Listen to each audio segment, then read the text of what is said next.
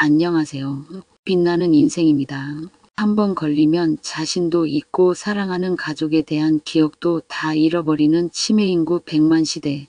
돌입한 이 시기의 치매에 대하여 미국 최고의사상을 2번이나 수상하신 권위 있는 85세 의학 박사님의 유튜브 강연을 듣고 구독자님들과 공유하기 위해 영상을 2부에 걸쳐 제작해 봤습니다. 구독과 좋아요는 유익한 영상을 제작하는데 큰 응원이 됩니다.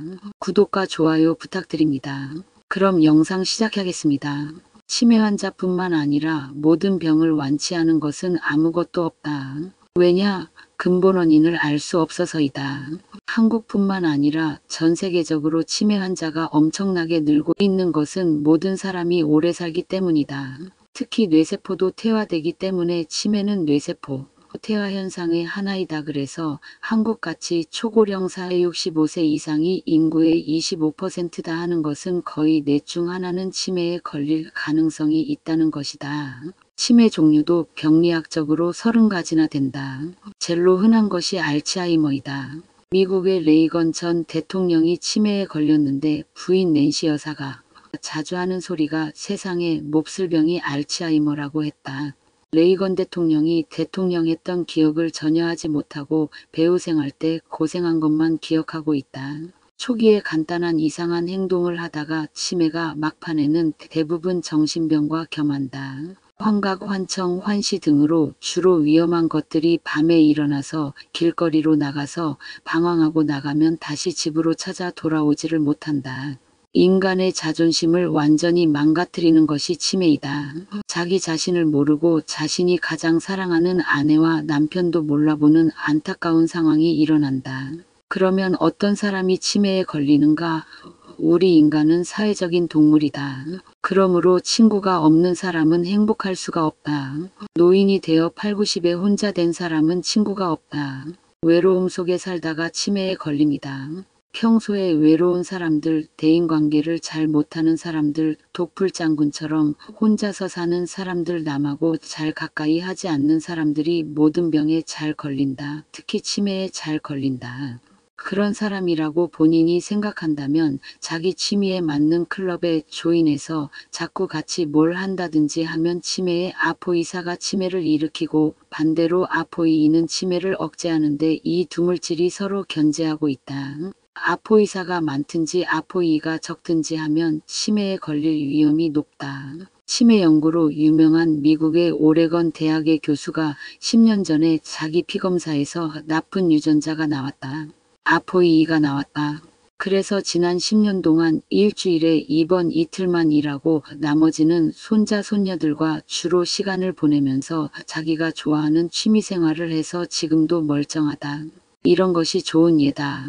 나쁜 유전자가 있다는 것을 알고 있지만 우선 이것에 안 걸리겠다는 의지력, 좋다는 생활습관을 자기가 만드는 것이다. 손자 손녀들과 시간을 많이 보낸다는 것은 우리의 정신건강에 엄청나게 좋은 것이다.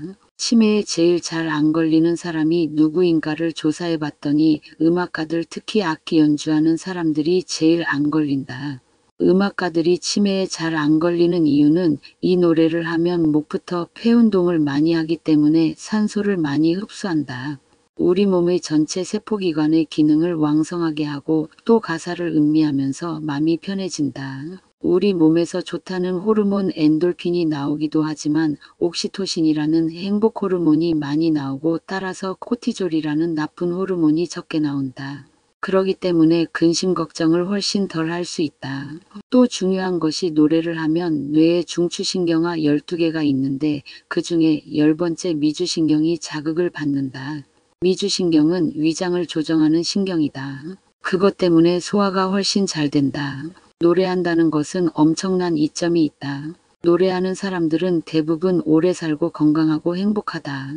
많은 연구에서 보면 만성염증이 모든 병을 일으키고 유전자를 변화시키기 때문에 치매도 만성염증이 있는 사람이 많이 걸리는 걸로 알려지고 있고, 만성염증이 어디서 오나 보니 입안에 균이 500개나 되는데 좋은 균과 나쁜 균이 다 있다. 나이가 들다 보니까 잇몸에 여러 가지 염증이 생겨서 구강의 건강을 망가뜨리는데 입에 염증이 있으면 옛날부터 아주 위험하다고 했다. 입안의 균이 뇌로 직접 가기 때문이다.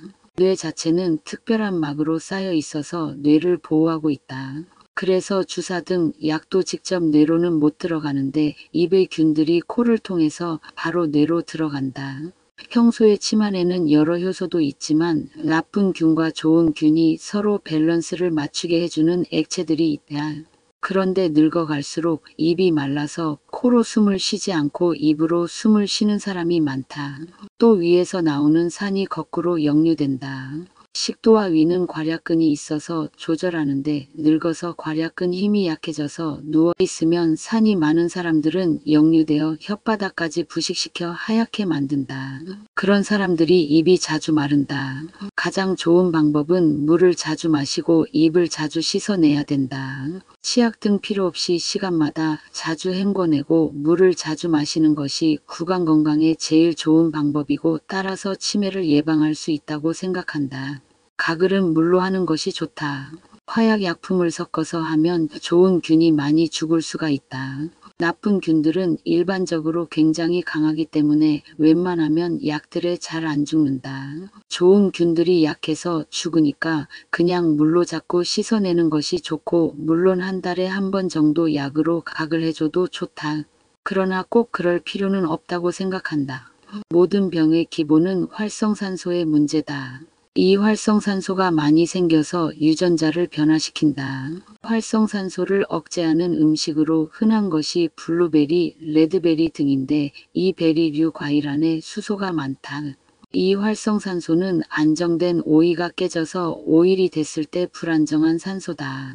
여기에 HEO를 섞으면 HEO가 물이니까 도움이 많이 된다. 그래서 블루베리 등 수소가 함유된 베리 과일을 많이 먹으면 도움이 된다. 100개 이상 먹어야 된다는데 그렇게 먹기는 힘드니까 요즘은 많은 제약회사 농축해서 알약이나 주스로 만들어낸다.